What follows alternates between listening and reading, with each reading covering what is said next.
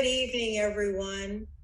Welcome to the City of Tampa's, the City Center at Hanna Avenue Transportation Study Final Report Presentation. My name is Adri Colina. I have met many of you. I am the Director of Logistics and Asset Management for the City of Tampa, and I have the pleasure of serving as Project Director for the City Center at Hanna Avenue. This is a very, very exciting project, and we're excited to partner with so many of you as we make history in the East Tampa community. Tonight, we have experts with us on this call from our Mobility and Infrastructure Department, as well as from our consultants who are experts in the field. And I wanted to just take a minute before we go over the findings of the report to thank each and every one of you for spending some time with us this evening. And I want to thank Frank Crum. Many of you have worked with Frank Crum. He's been our communications and outreach manager for this project. On behalf of Mayor Castor, I want to express our sincere gratitude. Many of you have shared with us along the way the pain points in the neighborhood, areas that we needed to have looked at from a transportation and mobility perspective, shared with us your concerns. And all of this information we have taken, and we have worked with our mobility partners to expand the area and look at the overall area and the impact the City Center at Hanna Avenue will have. And not only on Hanna Avenue, but a much bigger picture. The complex that will be opening in spring of March of 2023, as we have mentioned, will be home to 7 City of Tampa departments.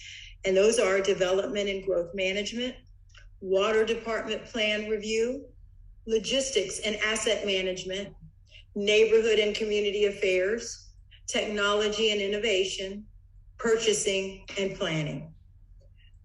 I wanted just to remind everyone, because there had been a miscommunication or a misnomer early on that the police department was part of this project.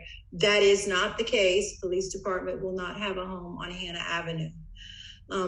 So from the city side, what we're doing as we're bringing in those 7 departments, we are working from an operations standpoint to ensure that not all employees enter or exit the site or the building at the same time.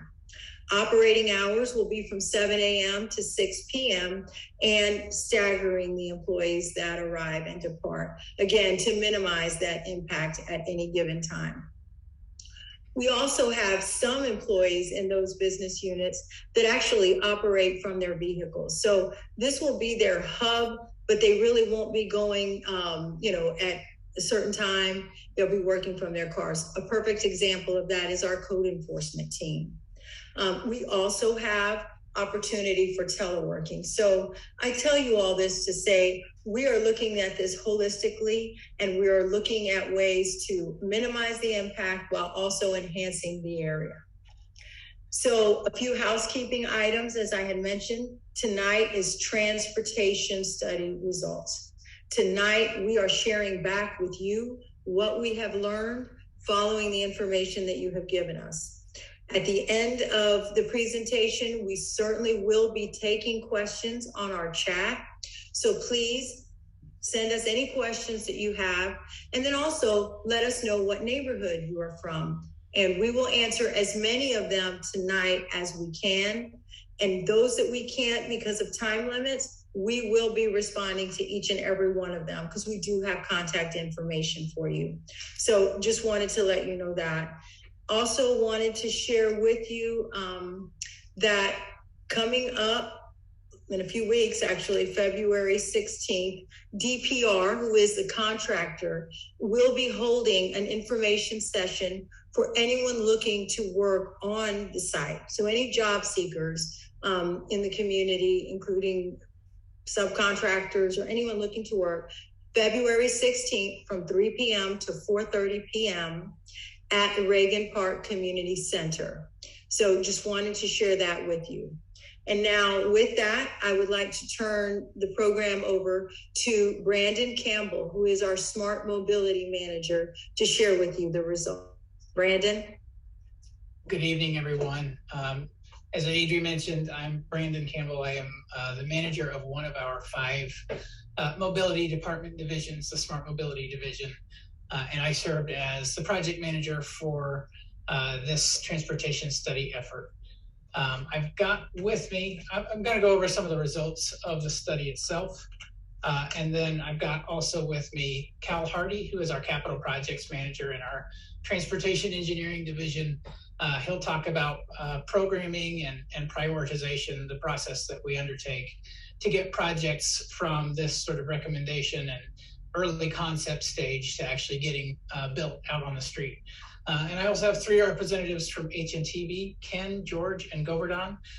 They are the actual consultants who did the study for us. They took a lot of direction from us and a lot of direction from the community. They don't have a formal presentation today, but they are here to help answer questions as they come up. So before I get too much into the recommendations themselves, I did want to share our Title VI statement and give some information to you all about non-discrimination. If you have, there's some contact information. Recording in progress. There's some contact information there for your reference. All of this information is also available on our website at tampagov.net in case you need it for reference.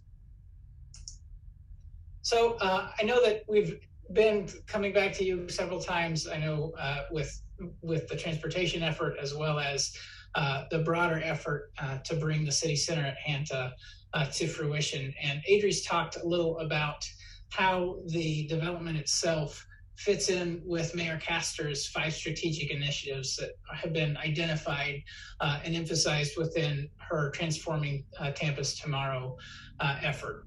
And she's talked a little about sustainability and resilience, about workforce development, and about development services. Tonight, we specifically wanted to talk about transportation and how that relates to our T3 initiative.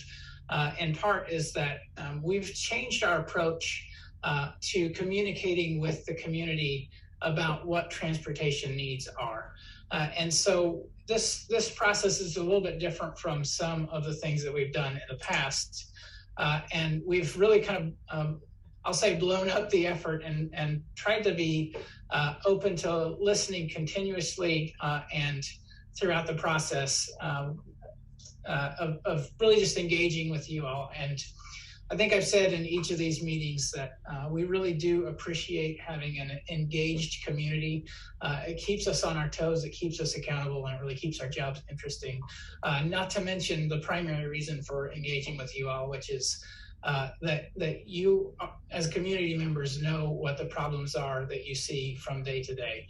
And so even before we went into the scope definition of this transportation study, we started by having a community listening session back in April. We followed that up by a walking tour over the summer. And then about a month later, we did a community update. We talked about what the scope was, how that was informed by a lot of the feedback that we had received in those two previous events. And then obviously tonight we're going over the results. If you do have a chance to look closely at the study, which was shared a couple of days ago and is available on the City Center website, you'll notice that there are a lot of comments that have been incorporated from those community events, and that the scope of the study itself really was expanded and defined in part based on the comments that we received from you all. So I know that Frank and Adri have been generous with their thanks of you all for your participation, but I want to echo that gratitude for you just really letting us know what is of concern to you so that we can make sure that we're looking in the right place. So the study itself included all of the neighborhoods you see on the screen. It basically went from I-275 to 40th Street east-west and Sly to Hillsborough north-south. There were several different work efforts defined within the scope of the study. Some of those were a little bit more focused and didn't necessarily hit every single segment within the study area, but they were all contained within these boundaries, and every segment was looked at in one way or another. Oh, and I should mention the red X in the middle is the actual development site, where you can see the CSX spur coming off of their main track. Just for a little bit of context into how we scoped the study and what we have done. Typically with a development, you'll see a traffic generation and impact study, which was sort of step one for us. We wanted to take a look at how traffic generated by the site would impact the surrounding road network. And like I said, that's typical for a development of any type, but that's really where a new development's look at traffic kind of begins and ends. Like Adri mentioned, we wanted to go beyond what is typical and to engage you all in a broader process. And so the study looks also at a granular safety analysis, sidewalk network analysis, and a prioritization tool. It gives us some segments to prioritize for filling in sidewalk gaps based on some criteria that we have adopted as a city already. It did a school safety analysis, which included some on-site observations and some recommendations about improving school safety and operations. It did a traffic calming evaluation, and this is one of those areas where I mentioned it was within the borders that I showed on the previous slide, but it did not expand to incorporate everything within that. So there were a couple of corridors that were identified in our earlier community engagement that we wanted to take a close look at for traffic calming needs and possibilities. It did a multimodal opportunities evaluation, so basically looked at existing multimodal options that are out there and where we might be able to direct resources to take advantage of more modes than just driving single occupancy vehicles to the site and reducing traffic that way. And it did a travel demand. It gave some recommendations for travel demand management, which is a bit of jargon, but basically it means spreading trips across time. So like Adri mentioned, not having everybody arrive at the work site at the opening bell.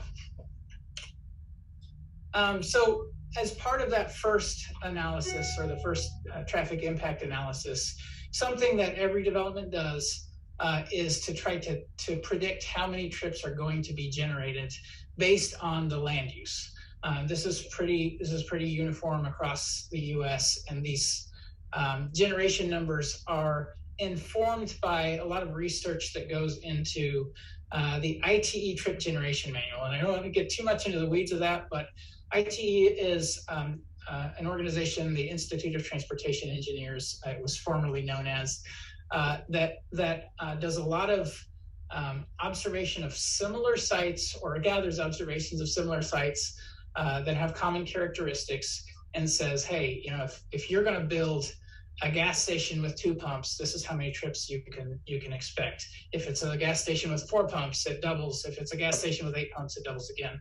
Something along those lines. And they're not always a complete linear relationship, but for simplicity's sake, we take a variable that is common to the development and apply that to a generation number to try to understand how people will arrive at the site.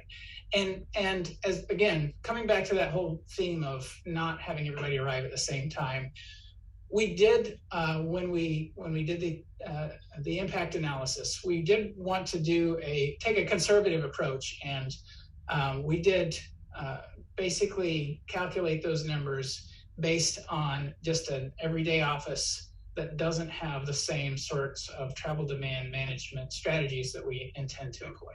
So all that to say, I know we had some questions that came in early since we had put the report out a couple of days ago about how trip generation has been calculated. It does take into account all uses within the site. So I just want you to understand that it's not just based on the 500 employees. It really is based on the ITE land use codes, they're called, and the entirety of the site. So the next step, once you figure out how many trips are expected to be generated by this site, is to distribute those across the network and put it through a simulation and say, this is what we expect traffic to be like without site traffic.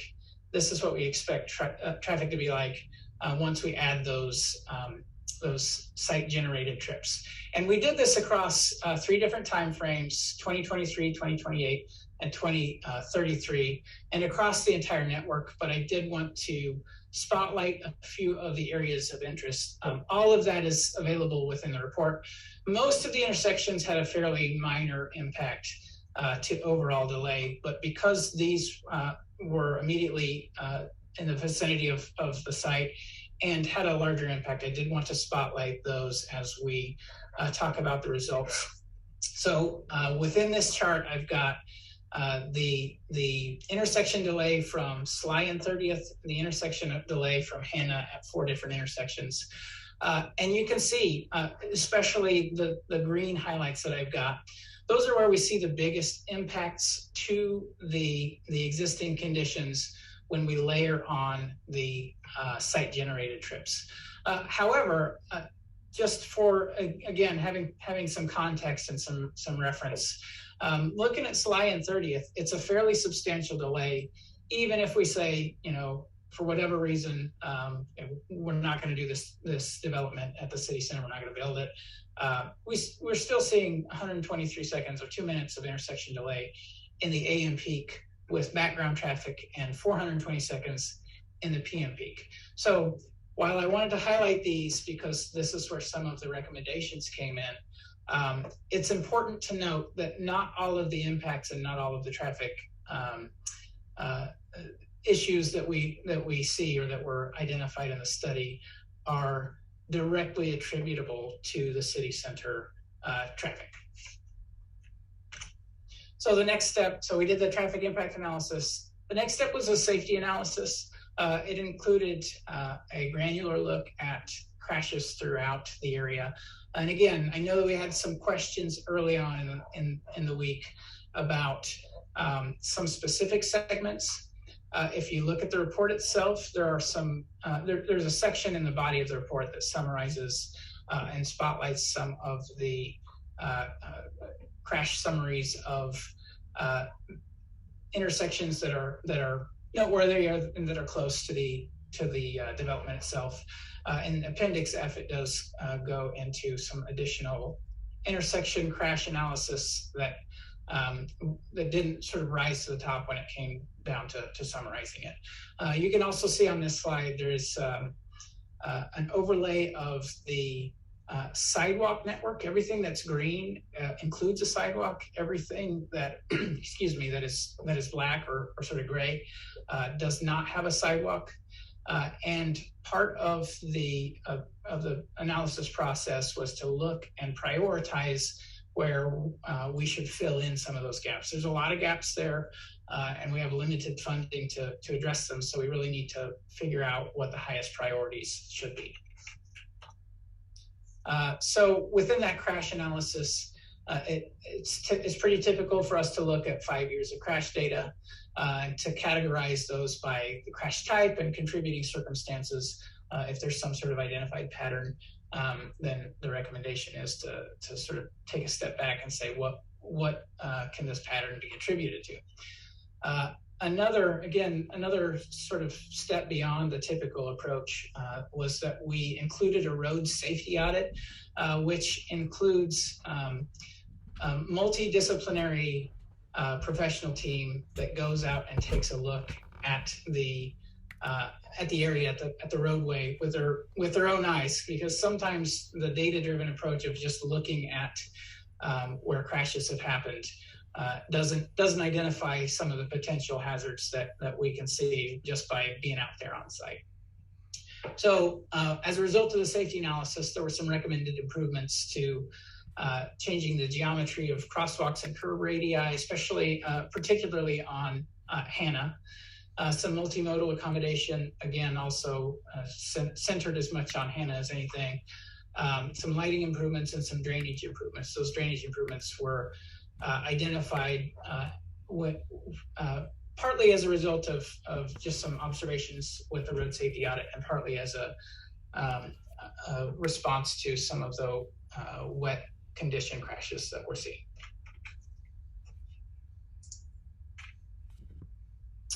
The next step was the traffic calming analysis. I mentioned earlier that there were a couple of corridors that were spotlighted based on the community feedback we got, that we looked at traffic calming opportunities and possibilities, specifically looking at Hanna between 15th and 40th, looking at 24th Street between Hanna and Sly, and looking at 23rd Street between Hanna and Idlewild. I'm not sure that there's someone marking on the screen. So the recommendations based on the traffic calming analysis were, again, also related to the safety analysis from before, geometric modifications on Hanna, some speed feedback signs on both Hanna and 24th Street, and then eventually the possible addition of a sidewalk on 24th Street. If you're familiar with the corridor, it's pretty tight right of way, and there are some real design challenges to that, but taking a closer look and evaluating the possibility of putting a sidewalk on that street is one of the traffic calming strategies that we have been asked to consider. And then last, the travel demand management.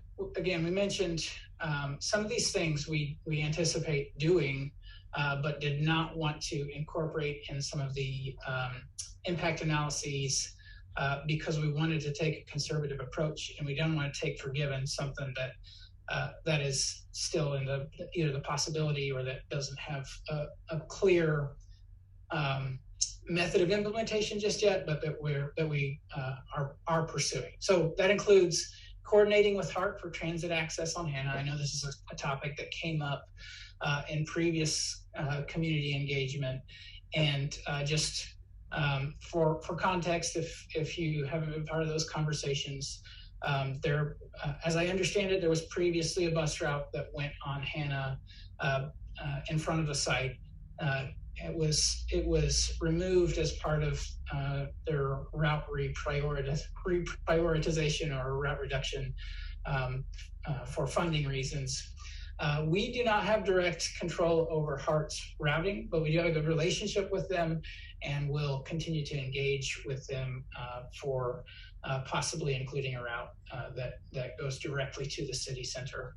But there are routes currently that go north-south on either side, on both 22nd and on 30th. The second recommendation was to encourage multimodal usage through design. This is something that is already taking place within the site design. To emphasize existing transit benefits to city employees.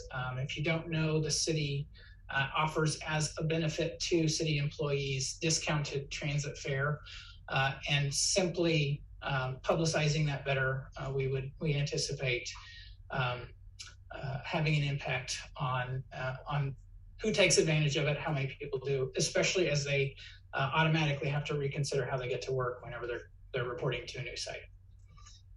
Consider flexible or teleworking arrangements. We have hammered on this already. Again, to be conservative, to give a worst case scenario, we did not build that into the model, but any of these things will reduce the expected impact. And then to consider pursuing additional site access from Henry Avenue on the south side. And I know this, again, something that came up in the walking tour and that has come up numerous times. The big challenge with that is that the property to the south of the city center site is private property. We don't have site control. So we were not comfortable committing to getting that done, again, as part of being conservative in our approach. It's not off the table by any means, but we don't have, because we don't have direct site control, that might be a longer term process. And if the private property owners are not in favor of it, then obviously that is an obstacle to us.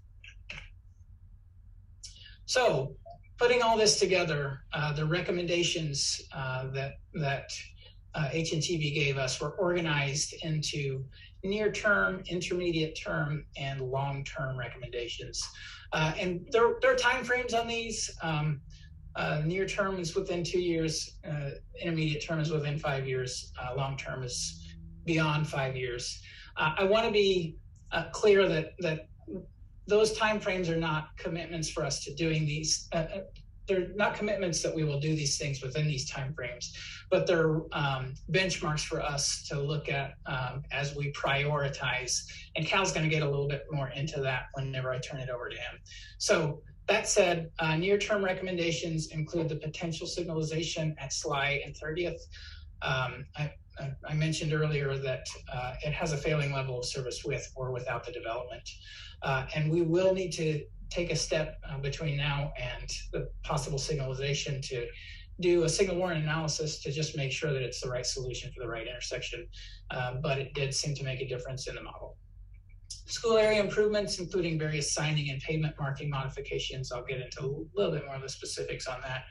Speed feedback signs on Diana Street, Hanna Avenue, and 24th Street. I mentioned a couple of those. Diana Street was part of the school recommendations, and then multimodal coordination with HART.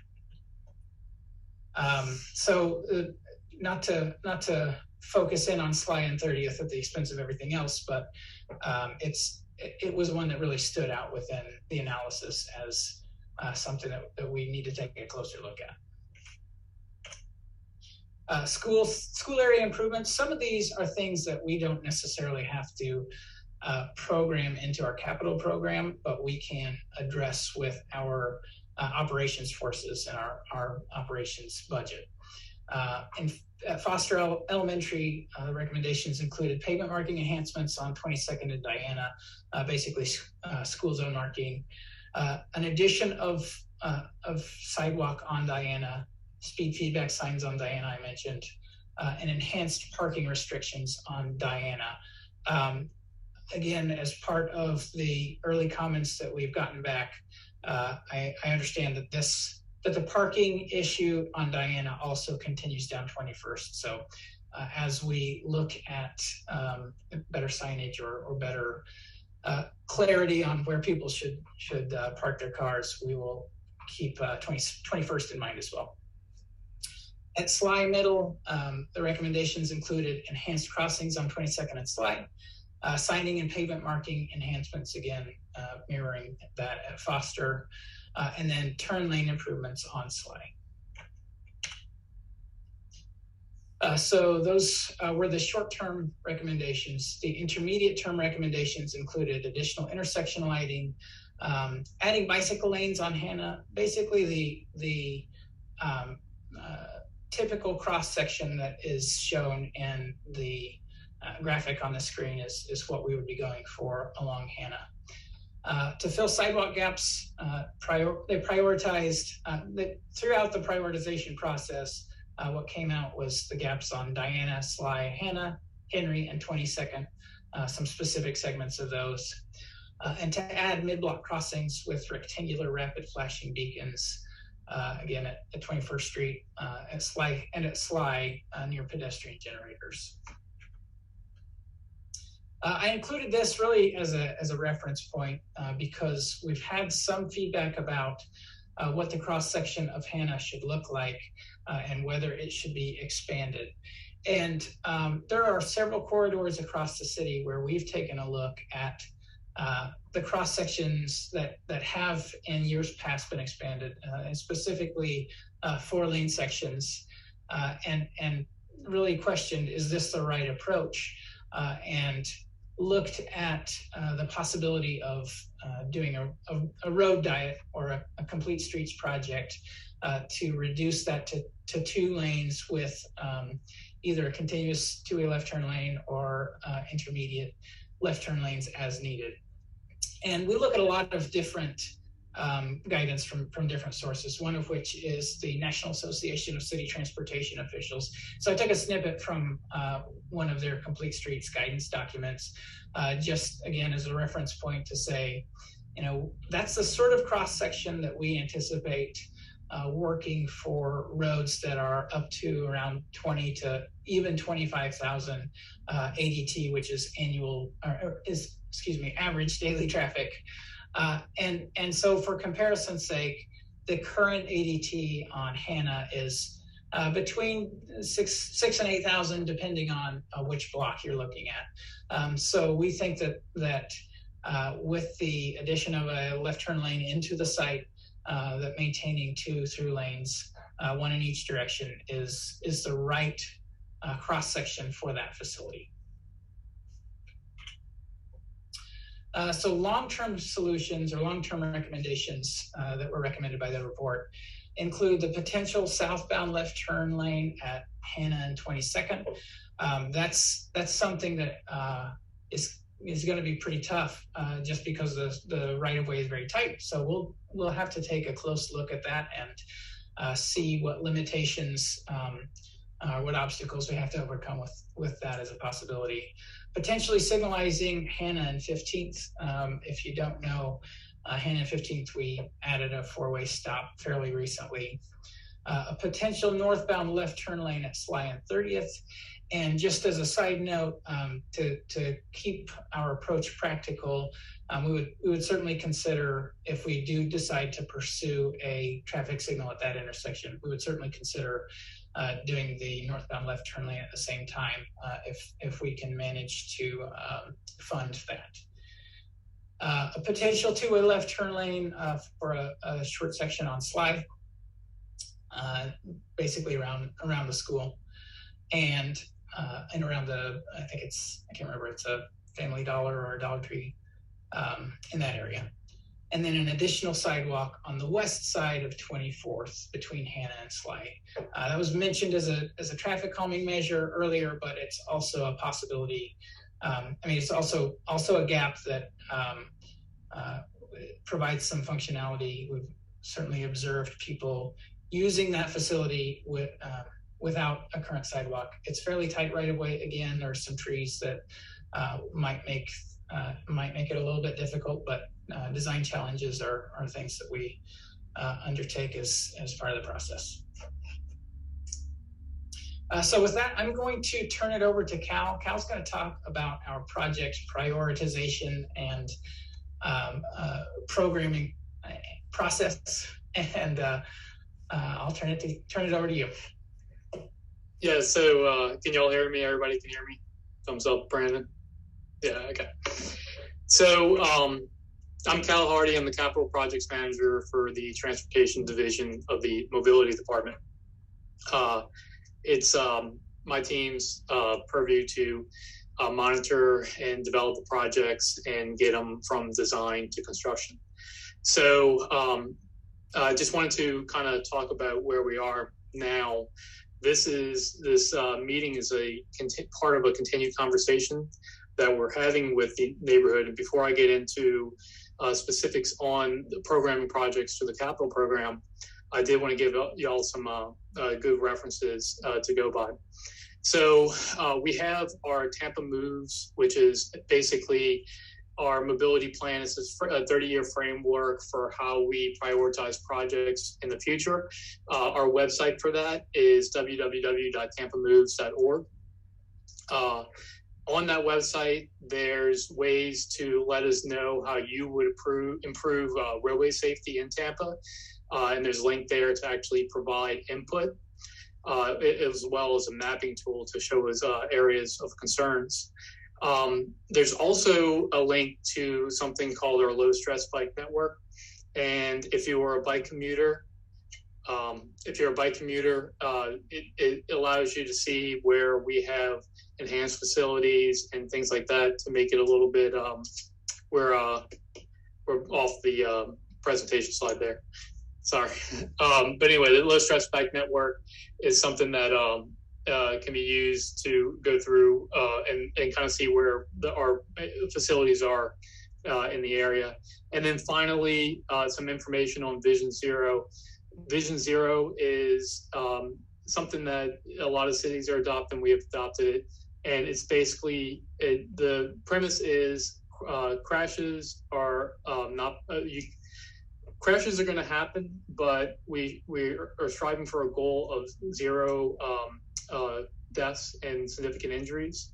So we believe those are preventable, and we're trying to achieve that through a series of things, including better design and also community engagement. So a lot of good resources there to go check out. Those links are all important.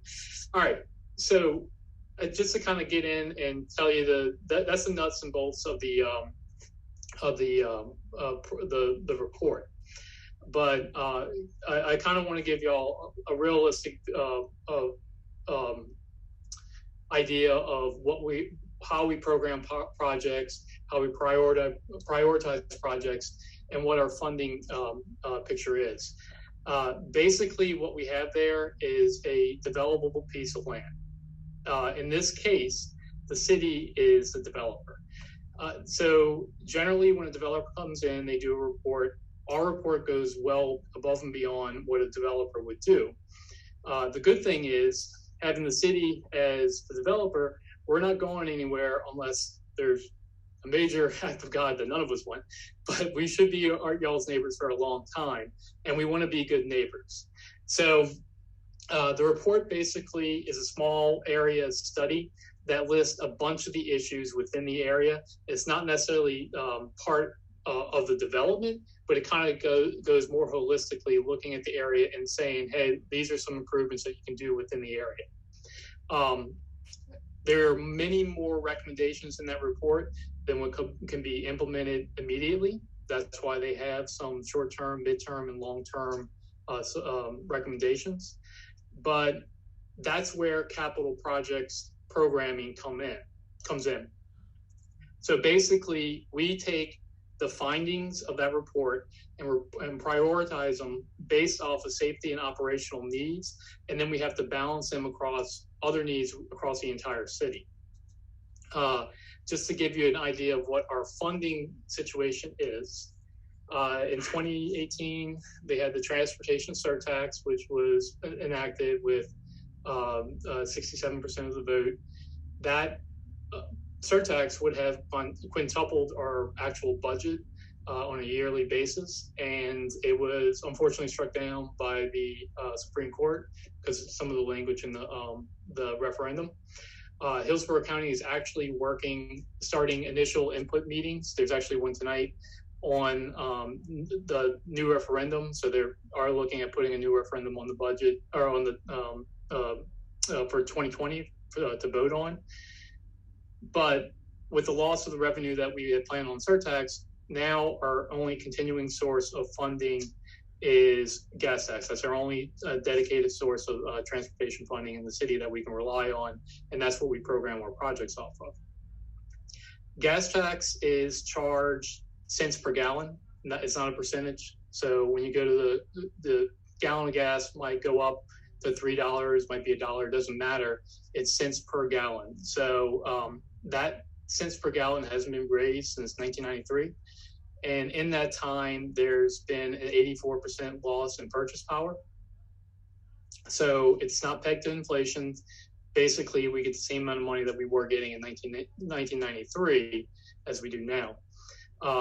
In that same time, the amount of cars on the road has gone up significantly. And as infrastructure ages and more cars on the road, that causes more damage to the infrastructure. And as it ages, the damage is more significant. So we encounter a lot more greater maintenance costs than we did before. Our gas tax, the city brings in about $9 million a year. That's our money to use for maintenance of all of our roadways, bridges, seawalls, all of our safety improvements, sidewalks, all the rest. We do have some other funds like multimodal fees and lieu fees, but those are usually pretty small, and they're not generally they're not a constant stream. We don't know exactly how much we're going to get from each of those each year. So they're tied to development. And then there's also some exempt areas in that as well. So with that $9 million, the good thing is we are pretty good at the city at leveraging those funds to get other funding through federal programs and grants and things like that. So generally we average, all total, we average about another $5-6 million a year in grants, and then maybe some multimodal fee use as well. So we do a good job of getting those grants. Now, the bad part about relying upon grants is that it significantly impacts the delivery of projects. Programming a project through grants requires demonstrating need, and it's generally through programs such as Highway Safety Improvement Program or Transportation Alternatives Program. Those two programs, you need to either show a safety need or an alternative need, a multimodal need within a community, and then those projects are ranked and then they are approved and prioritized through the TPO. But the long and short of it is relying on grant. The biggest problem with it is that if we go ahead and get a grant for a project today and we demonstrate that need, that project is 6 years out immediately because it gets put into the back year.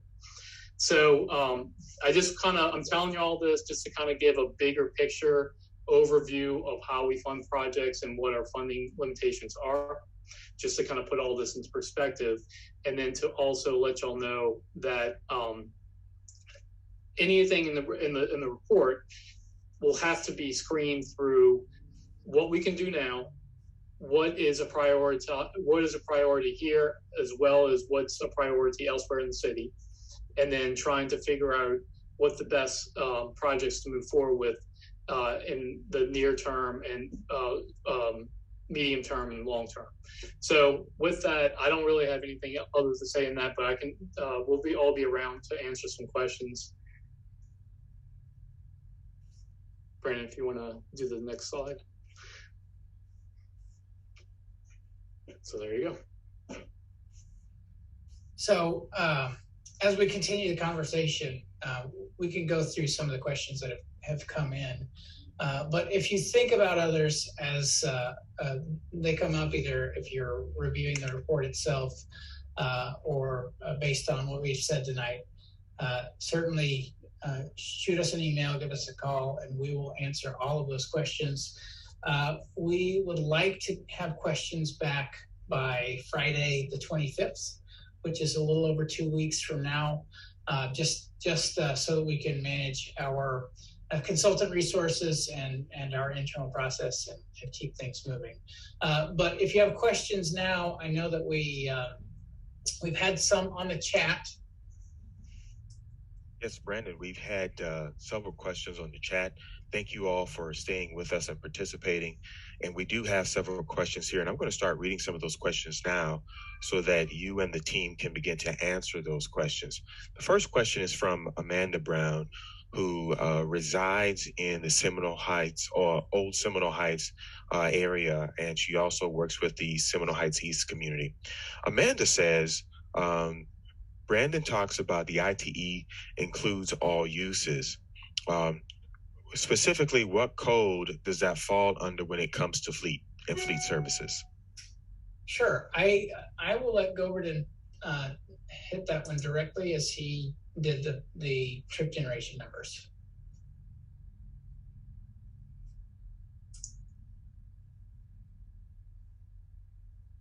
Can you all hear me? Yes. Yes, we can. So IT specifically doesn't have a fleet services as per yet. So what we did was, in order to be more conservative, we incorporated that as part of pretty much the employees and all of that for conservative analysis. And at the same time, Brandon, I think we had this conversation. I think you indicated that these fleet services wouldn't be part of the typical AM and PM type of time frame. So it'll mainly be operating during the off-peak, right? Yes, yeah. So generally, the employees of the fleet services section should be included in that 500 employee trip generation number. That's the top line of that chart. Yeah. But other trips, we don't really expect to be concentrated in the AM and PM peak, if that makes sense.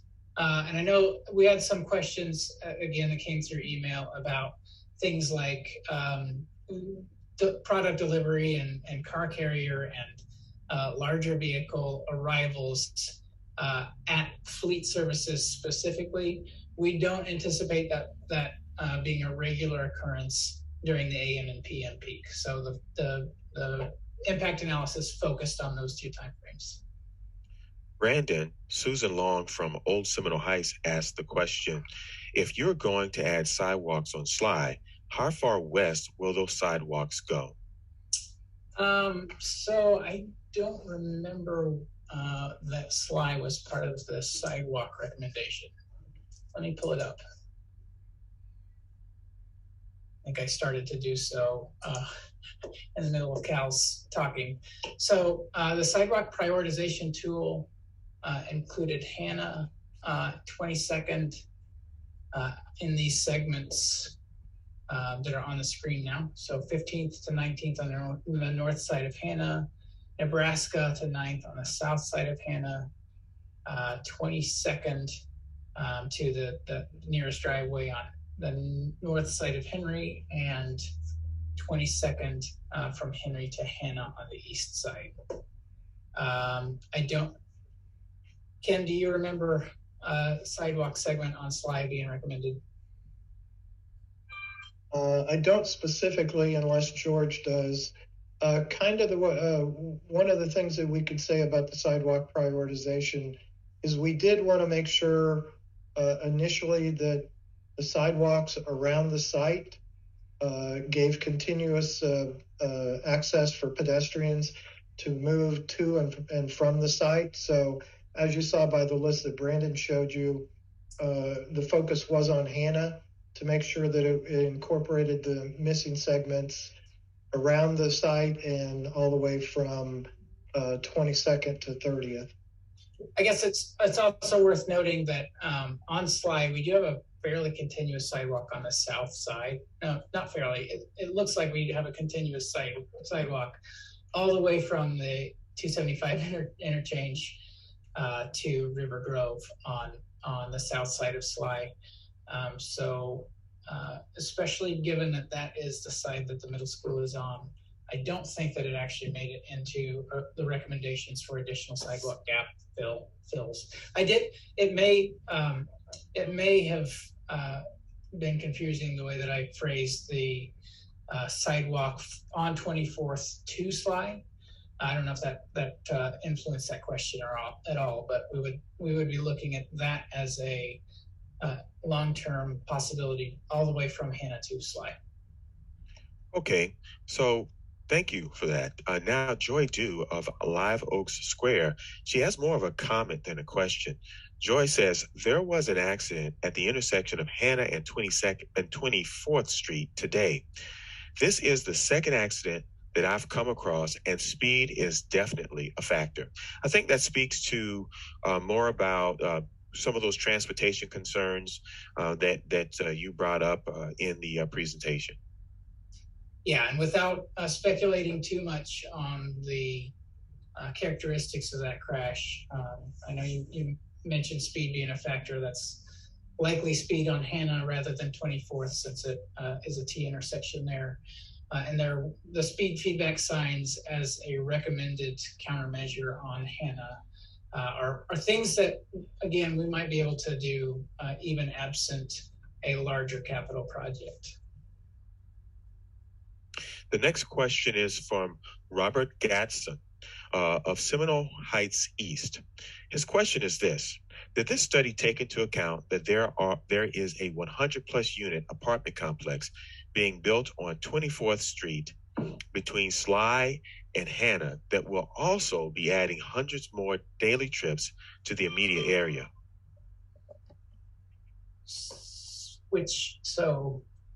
Looking in on 24th Street, between Sly and Hanna, this area right here?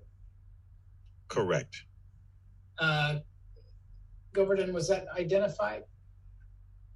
No, that wasn't specifically identified as part of the study. We incorporated the study, one from Hillsborough, that we have the information on. But what we did was, as part of the timeframes that you specified, Brandon, from 23 to 28 to 33 to 2033, we incorporated the growth rate as part of the study area. So part of some of it could be captured in that, but specifically the 100+ units has not been incorporated in the study. We did not have that information at the time of the study.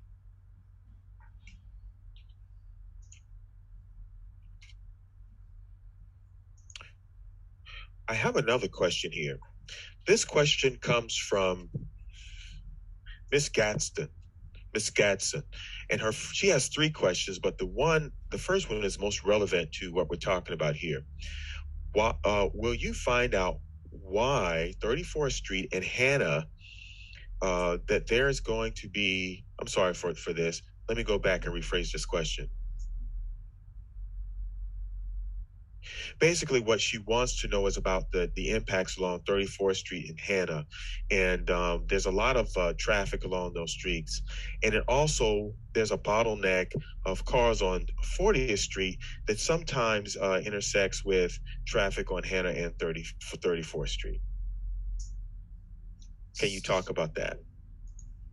So the assumptions about routing to the site in the AM peak centered more around, at least from Hillsborough, coming up 40th and taking the roundabout to go into Hanna, or coming up 30th and taking a left onto Hanna.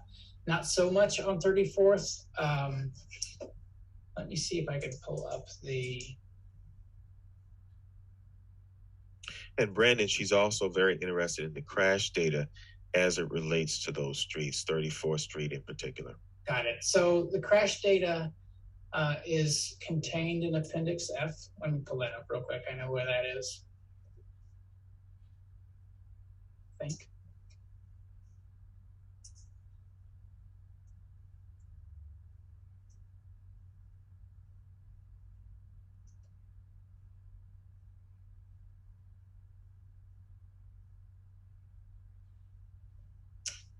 Scrolling may not have been the best method. Sorry. Hey, Brandon, it's PDF page 280. Thank you. Appreciate that. So on 34th, we've got, that's Hanna, Nebraska, Hanna 15th, Hanna 22nd, Hanna 24th. Were you asking specifically about Hanna and 34th? Do we know? Correct. Specifically about Hanna and 34th. Okay. It looks like we did not do a detailed look at Hanna and 34th. Okay. Would you be able to talk? Okay, go ahead, please, George.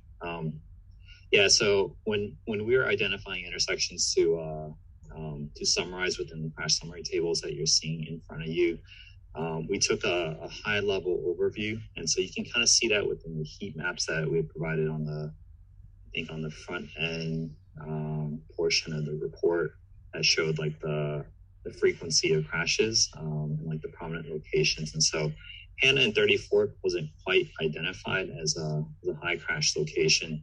Although, I mean, like we can certainly like look at that intersection for additional details, but for the time being, when we were performing the intersection analysis, at least Hanna and 34th was not one of those identified. Thank you, George. Our next question comes from Mr. Tim Keyports of Old Seminole Heights. This question is for Calvin Hardy. The question is this: does a developer, in this case the city, have to complete a traffic study prior to the approval of a project? Brandon, you might be able to answer that better than me. I don't do the traffic. I'm on the roadway side, the other type of engineer. So it's dependent on the existing development and what trips that it's entitled to. Basically, a traffic study. Actually, let me take a step back. So the purpose of a traffic study for a new development, taking the city out of the equation as the developer, is generally to calculate a fee. So a site would have so many trips entitled based on this one in particular, based on the previous development, and additional trips generated by a new development would then be fed into the same sort of traffic impact analysis that we've done. And then the level of service would then be taken a look at, and potential mitigation efforts, we'll say a signal at 30th and Sly as an example, would be looked at, and the cost to implement those kinds of projects would be used as a baseline to calculate a fee to say, okay, we're using up this percentage of the capacity of the roadway with our site generated traffic. And it's generally a very small percentage of the usage of that roadway. It's a little bit of a complicated approach to doing things, but I think it's important to note that the end result of those kinds of traffic studies is not necessarily a roadway improvement implemented in the street. We wanted to take a different approach where we say, these are the things that we can physically go out there and do to make a difference to traffic flow in the neighborhood. And so it really is a step beyond what any developer would be willing or required to do. Yeah, I'd like to add to that too, and that's kind of what I was talking about with the above and beyond what a developer is required to do. Because Brandon's correct; it's basically they pay a fee. What we're looking at is not necessarily we looked at this area holistically, not as part of this proposed site per se, but also to say, okay, well, what other concerns are in this general area? So that's kind of why I was talking about these projects are projects that will need to be programmed over time, and to kind of say like what we're looking at is more here's all the problem areas that we have found, and it's basically saying we need to focus on these areas. Calvin, as a follow-up to that question, this is for you and Brandon. I've got a question here from Florence Marsan. The question is, if only those utilization funds went directly to mass transit in that area to minimize the impact. I think it's more of a statement, but I think what she's trying to do is maybe ask about the possibility of that happening. Well, I'll follow that up with the fact that the referendum that we currently had, the city was only I think 47% of the entirety of that referendum that was passed in 2018 was awarded to HART. The other 53% was split amongst the other municipalities in the county based off a percentage of population. So the majority of the funds were going to HART. We don't fund transit at the city. We don't operate transit. For the most part, we don't operate any transit. So, but my funding or the city's funding, I should say, is completely different than any transit funding that we have. But I will agree with you on the point that you're trying to make about, to be completely honest, the lack of funding for all agencies, including HART, is a big issue within the mobility of the region. Another question goes back to 24th Street. You all talked about 24th Street just a moment ago.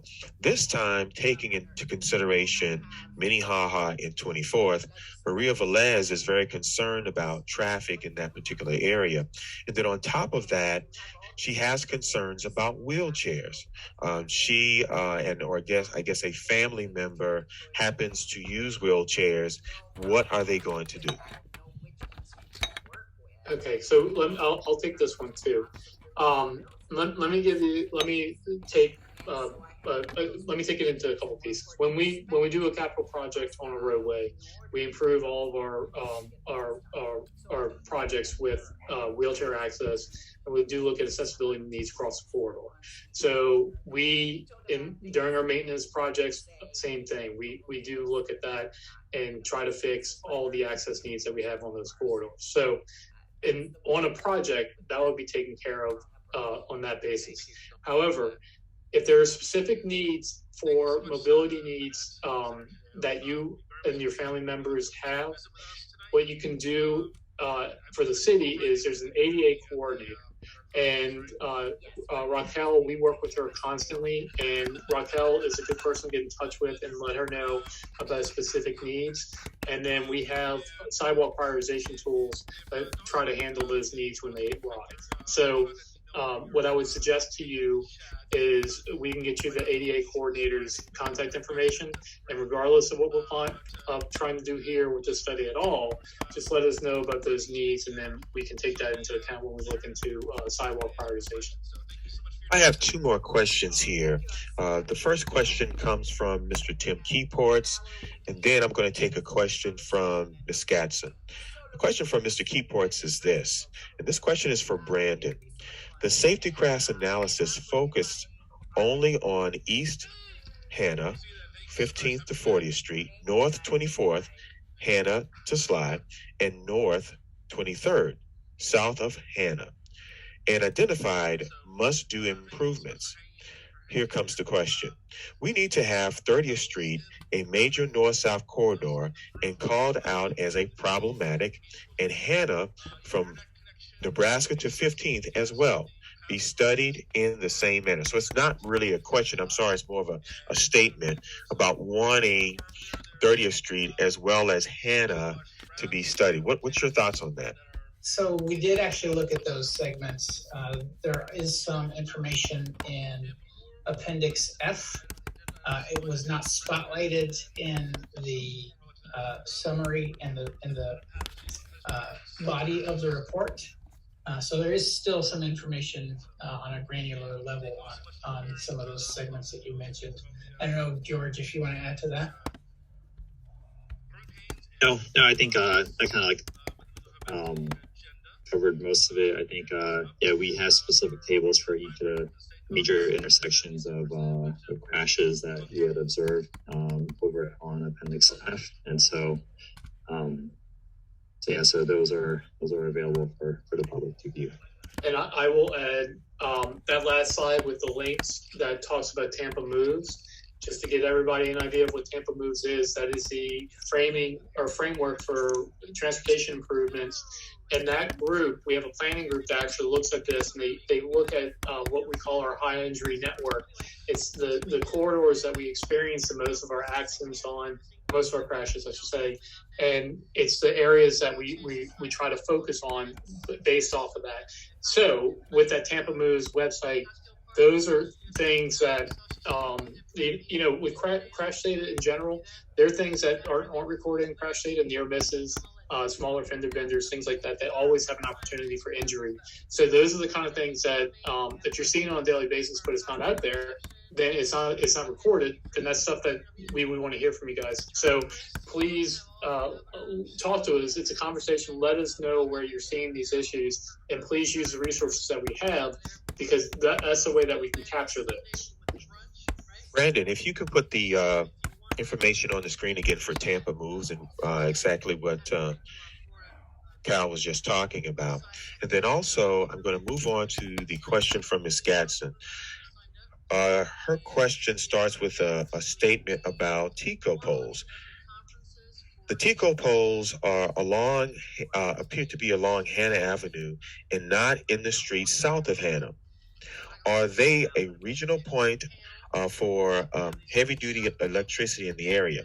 The question she asked is, why were they constructed along Hanna Avenue and not Hillsborough Avenue, which is already zoned commercial? So it's really a question for TICO, but I think what she's getting at here is those poles being not just unsightly, but also what's the risk there for pedestrians if we want to have sidewalks or more sidewalks in the area? Do the TICO poles pose some sort of problem for that? I can answer that one too. So the TICO poles that you're referring to, the larger poles are distribution, or smaller poles are distribution. The larger poles are transmission. Unfortunately, with overhead lines, you basically have to have the larger poles are basically the highways, and the smaller poles are the little local streets. They get you to the service to the house, but they're not restricted on just like it's based off of where TICO has needs their distribution lines and transmission lines to be. In terms of how we handle that when we do for sidewalk needs, we are required to meet ADA standards. The city owns a right of way, and we're a city right of way. And when we've done projects in the past where we've done ADA improvements, we have asked them to relocate those poles. But generally, it's kind of on a case by case basis, and we need to have a project to alert them that they need to move the pole. So that's that. As a follow-up to that, Cal, Mauricio Rosas has a question. How do we correct the utility poles in mid-sidewalk? So they're I believe it's along Hanna. There might be maybe towards Hanna and 30th, I'm not sure. A sidewalk, a utility pole that's really close to a sidewalk or in the middle of a sidewalk. Yep, and Sly as well. So, and it gets doubly compounded when we have solid waste collection, and you get temporary use, like putting solid waste containers out on the sidewalks that even further limit it. We're aware of the issue. We had a similar issue on Beta Bay when we were looking at that project. Generally, we request for TICO to go out, and the way that they would have to do that is either go through a private utility easement and actually move the pole off the sidewalk, or they can move it and relocate it to the back right away. And that way, as long as we have enough clearance to meet ADA in that area, then they're fine. But we know it's an issue. It's an issue all over the city, and it's something that needs to be basically done granularly, like as we move through the city and rebuild our corridors and our infrastructure. Okay, thank you for that, Cal. The next question continues with our sidewalk theme, this time from Esther Cooley.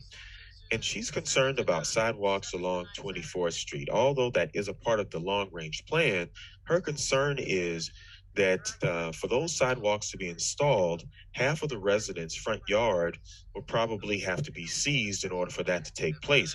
So she wants to know, why is the city still looking at placing sidewalks along 24th? And then I also would like for you to address her concern about the yard frontage of the residents having to be purchased.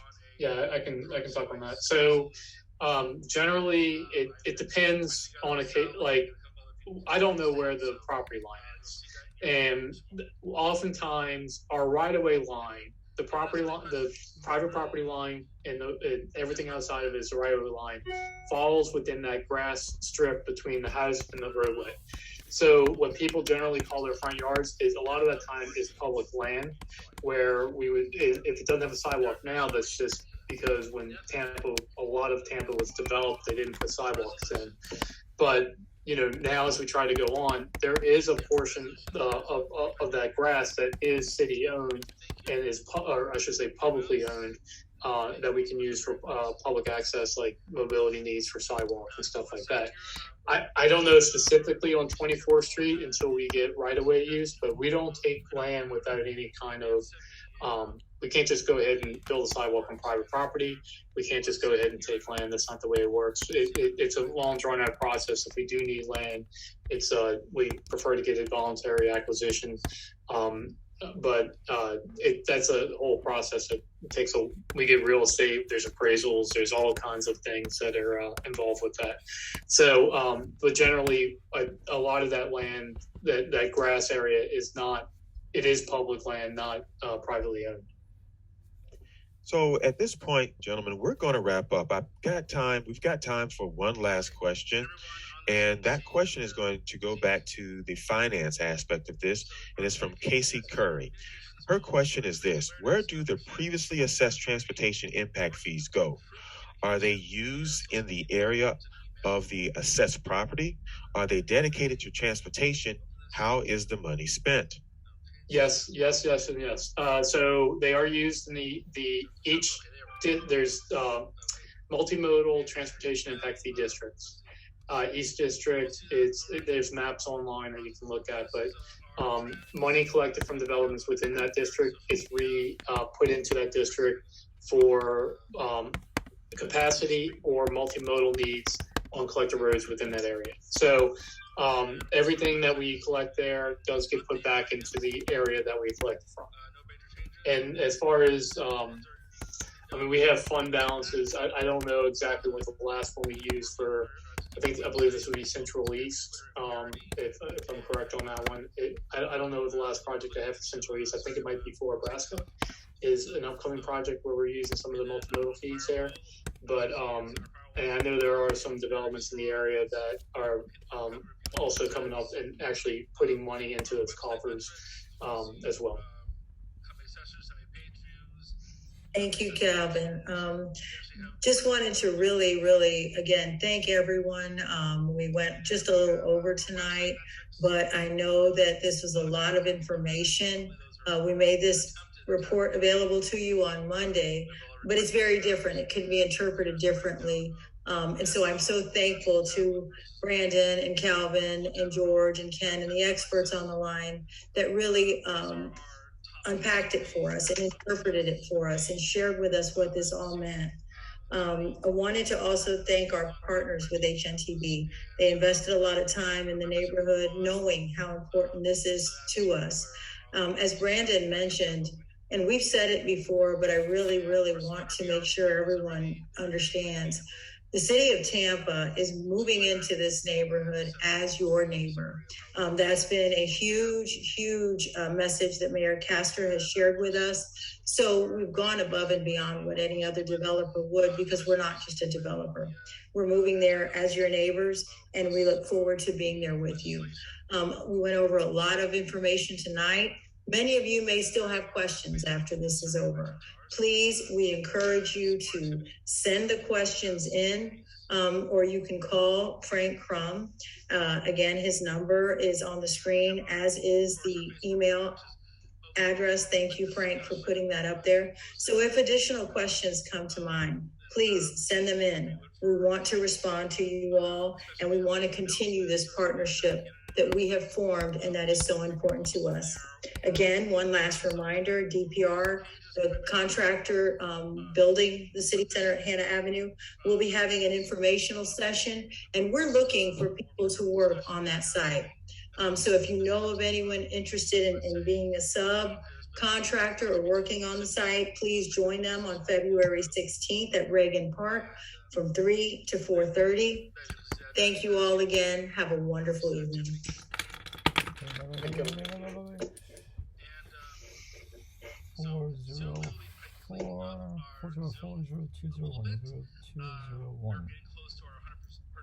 404. Okay. 3. And that is Cal Hardy. Okay. All right. Meeting.